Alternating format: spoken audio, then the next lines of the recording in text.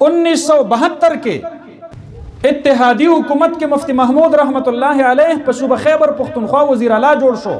اعلان یې وکړو چې د صوبہ سرحد نن ورته صوبہ خیبر پختونخوا وي په طول او عرض کې به د شرابو په څښلو باندې پابندي وي او هغه بیوروکریټو هغه عیاش حکمرانانو ته پیغام ور ولېږلو د اټک په پل چې راوړی نو د شرابو بوتل لاندې دریاب ته ورتاوي کوي ځکه دی خو د مفتی محمود حکمرانی ده مفتی محمود رحمت الله علیه اعلان وکړو چې د خیبر پختونخوا په سرکاري او دفترونو کې به د پینټ شرټ په ځای باندې د کمیس او د پرتوګ د شلوار او د قمیص استعمال کیږي او دا آفیشل ډریس ډیکلیئر شو آفیشل یونیفارم ډیکلیئر شو چې د خیبر پختونخوا افسر د لپاره پینټ شرټ اخیستل لازمي نه دي بلکې د یونیفارم دا به کمیس او پرتوګ وي مفتی صاحب رحمت الله علیه دویم اعلان وکړو د زنانو د پاره په سرکاري دفترونو کې پرده لازمي ده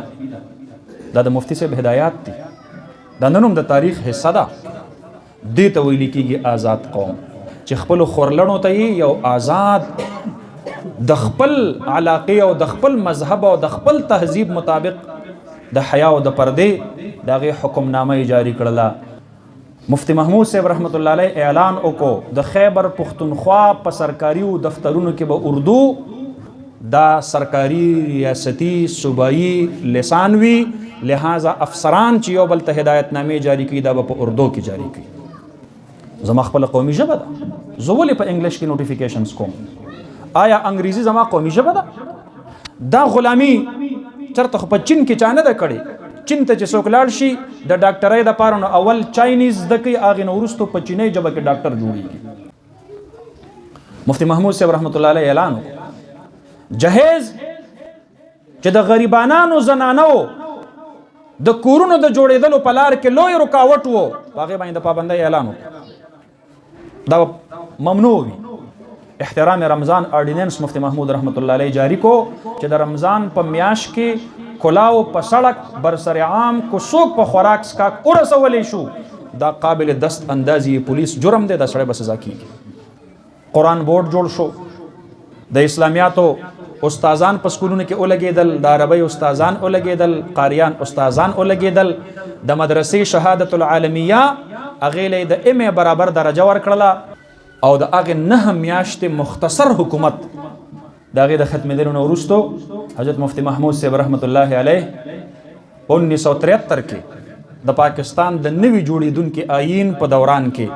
څومره لوی خدمت کړی دی ځوانانو د دې نه ځان خبر کوي تاسو چې نن وایي چې په آئین پاکستان کې وړاندې جمله لیکلې ده چې حاکمیت اعلی به د الله وي د عوامو بني حالانکه جمهوریت ویل کېږي دې ته چې په هغې کې حاکمیت اعلی د عوامو وي دا د مفتی صاحب کمال و چې ویل حاکمیت اعلی به د الله رب العالمین وي لوی ستر حکمرانی آخری فیصله دا به د الله چلیږي په پاکستان کې دا د مفتی محمود صاحب رحمت الله علیه کارنامه ده ستا په آئین کې لیکلي دي چې اسلام به د پاکستان ریاستی مذهب وي دا د مفتی محمود صاحب رحمت الله علیه کارنامه ده ستا په آئین کې لیکلي دي چې د قرآن او سنت خلاف به په اسمبلی کې څوک قانون سازی نشي کولی آرټیکل 227 دا د مفتی محمود صاحب رحمت الله علیه کارنامه ده ستا آئین کې لیکلي دي چې د ریاست سربراه مملکت دا به مسلمان وي صدر مملکت به مسلمان وي دا د مفتی محمود رحمت الله علیه کارنامه ده ستا آئین کې لیکلي دي چې کوم خلاف شریعت قوانین موجود دي په آئین پاکستان کې دا به د اسلامي نظریات کونسل په سفارشاتو باندې د شریعت په چوکاټ کې را دننه کیږي دا د مفتی محمود رحمت الله علیه کارنامه ده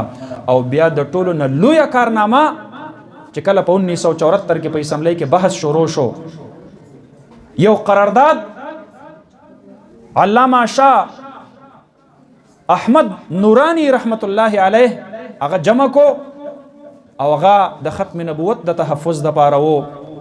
نو په هغه باندې قادیانیانو اعتراض وکړو چې زمون خلاف تاسو په اسمبلی کې قانون سازی کوي نو یک طرفه فیصله هیڅ کوم نه کوي یک طرفه کاروایی به نه کوي